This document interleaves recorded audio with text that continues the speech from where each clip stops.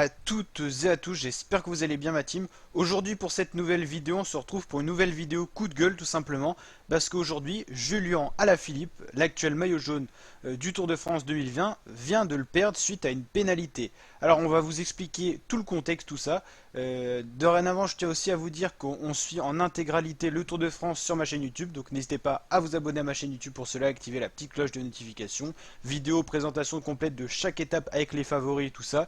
Et également vidéo résumée de chacune des étapes. N'hésitez pas à aller checker tout ça sur ma chaîne YouTube. Donc c'est parti pour cette vidéo. Donc en gros, qu'est-ce qui s'est passé aujourd'hui? Alors tout simplement, comme vous le savez, il y a une règle comme quoi dans les 20 derniers kilomètres, les coureurs ne peuvent plus être ravitaillés en bidon. Sauf qu'aujourd'hui, à 17 km de l'arrivée, on voit ici une personne qui tend un bidon à Julien Alaphilippe. Donc c'est un personnel tout simplement de l'équipe de Sonic Quickstep qui va tendre un bidon à Julien, qui va le prendre et donc le mettre sur son vélo et puis potentiellement le boire. Donc c'est interdit et en gros les règles du Tour de France ou même ça se trouve plus largement l'UCI prévoient 20 secondes de pénalité pour toutes les personnes qui tout simplement vont prendre un bidon dans ces 20 derniers kilomètres. Donc c'est une règle qui est absolument absurde parce que quand il fait trop chaud et tout ça sur la route du Tour, ces règles là sont enlevées ou alors on ajoute ça aux 10 derniers kilomètres tout simplement parce que quand il fait chaud, bah, les coureurs faut qu'ils s'alimentent en eau et tout ça. Et c'est vrai que cette règle elle a été créée, alors je sais pas pourquoi, peut-être potentiellement parce que ça peut occasionner des chutes si on a par exemple des donneurs de bidon hein, dans les 10 derniers kilomètres là où c'est très nerveux. Mais en tout cas, mettre 20 secondes de pénalité comme ça au maillot jaune juste pour ça, c'est quand même assez moche donc de perdre le maillot jaune pour ça. Sachant que là, il aurait pu potentiellement avoir une autre sanction, par exemple une amende à l'équipe, ce qui se fait totalement, par exemple, notamment quand un coureur prend un bidon dans la voiture d'un directeur sportif et qu'il tient trop longtemps le bidon pour se redonner de la vitesse, des fois il y a des pénalités qui sont données donc à l'équipe avec une amende par exemple.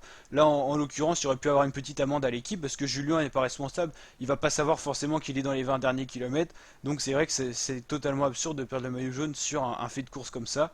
Donc c'est vraiment dommage. Donc c'est Adam Yates le nouveau maillot jaune. Donc je voulais faire une petite vidéo coup de gueule pour dire que tout simplement cette règle des non bidons dans les 20 derniers kilomètres, c'est une règle bidon tout simplement parce que dès qu'il va faire trop chaud ou tout ça, on va l'enlever cette règle là. En plus les coureurs, faut savoir qu'aujourd'hui ils ont une longue étape assez ennuyante. Forcément qu'on regarde pas toujours les kilomètres les uns après les autres, on sait pas forcément qu'on est dans les 20 derniers kilomètres.